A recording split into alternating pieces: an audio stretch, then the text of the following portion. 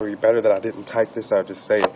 The fact that my parents lived in a time when a black life was not worth as much as a white one, and my parents are on the young side. So for them to have lived in a time where, by public opinion, and I'd argue in some cases by law, if not actual, then de facto, a black life wasn't worth as much as a white one.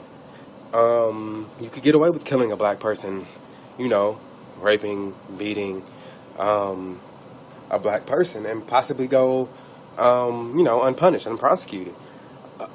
I think that would be I'm thinking back to was it the bombings? That might have been earlier. I'm talking 1962 63. So I might need to find some examples to definitely back that up, because those church bombings may have been late 50s. I don't know. They very well may not have been. But so to think that somehow that there are people who lived in that time period, be they people in their 40s or the older people, who may have actually been those in power, those who were opposing and were supporting this sort of discrimination, they're still here. So to think that, in today's society in 2012, that racism is no longer a problem that impacts anyone significantly, and it's not anything worth being concerned about, is ridiculous. And I think it really shows the limited understanding of human culture, and I'm losing the word here. I'm trying to say, to think that we could go from that, and that those people are still here, but that they are no longer significant, and the ideas that they have are now gone or irrelevant. They no longer have them. They didn't pass them to their and so that's why I'm just like, I think that Obama has made that really, really clear. He's brought out these people who may not have been that comfortable with black people. Now, some of them may not be extreme racist, white supremacists. I'd see the murder of a black child and feel nothing about it. I'd watch a lynching, and burn a body, and what I'm saying. But I think that I don't know. I just have this scenario in my head where it's like, okay, I'm a conservative white American, and I don't particularly have a problem with black people per se. I may work with some, and I'm fine with that. I may run into black people just in my daily life and not have a particular problem with that. And I may even socialize with a couple. But I don't know, a black president though might not be that comfortable with that. And they say he's giving black people food stamps and letting them live off of the government. I don't know. I don't think he's good for this country. I think they say a lot of bad things about him, and he's ruining the economy. So yeah, I don't think that. You know what I'm saying? I just feel like you're planting these seeds where there may be this little bit of doubt, and then you have some people, no, it's not a little, it's extreme, and they have to try hard to actually cover up the fact that they're straight up being racist. But I don't know, man. Just my thoughts, man, on recent news and our white supremacist country in general. We're not where we need to be yet.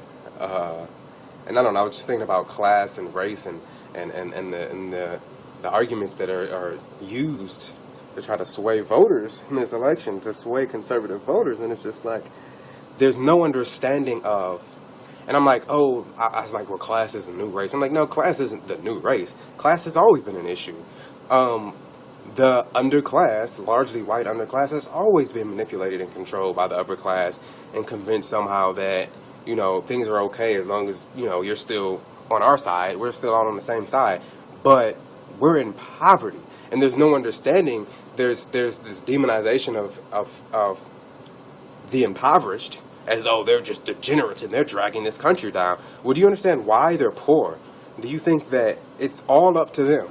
they could just come out of this situation if they were just better people like we are. And it's just like, no, I mean, there are people who may cheat the system. There are people who be lazy. There are people who may be just unnecessarily involved in the wrong things because they just, they may have pissed away some opportunities that they had. But there's a lot of people who just didn't have a lot of opportunities.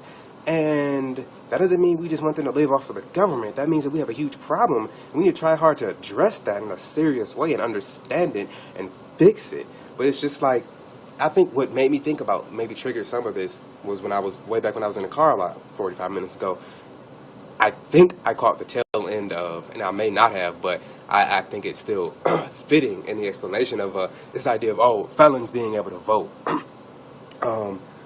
There was a commercial, okay, I'm in Ohio, and our primary is coming up soon. It was Santorum and Mary Jo Kilroy, or it was saying that, Santorum voted to allow felons to vote, and I'm mixing up the commercial now. It was either saying that he did and or that Mary Jo Kilroy did. So, of course, we don't want them in office. They want felons to vote. And it's just like, then the guy on the radio that I caught the tail end of, he said something to the effect of, because these people are creepy and they're crooks and they're criminals and murderers and destroyers. Like, yeah, I mean, it's not necessarily that simple. Like, even if they did commit a violent crime or, just a horrible crime, whether it hurt someone physically or, financially, what have you, it's wrong. We get that, but they're people. They're not like, they're now criminals. So they're actually a subspecies of human beings that are criminals, and we can't help them. We need to do what? Send them to prison? We did. They're out. What do you want them to do with their lives? Not only are they limited in where they can work, but they shouldn't be able to vote? Like, why? If you got out of jail, then presumably your crime wasn't deemed bad enough for you to spend your life in jail. You're now out to continue your life. Why am I putting these sort of restraints on you? Because you're a bad person. You always will be. If we let felons vote, regardless of what the felony is. And I wanted to look up, like, what are all the different crimes that constitute felonies. It's not just murder. Like, it's not just violent assault and manslaughter. Like, people do bad things and hurt other people, but we like to think that those people can change, right?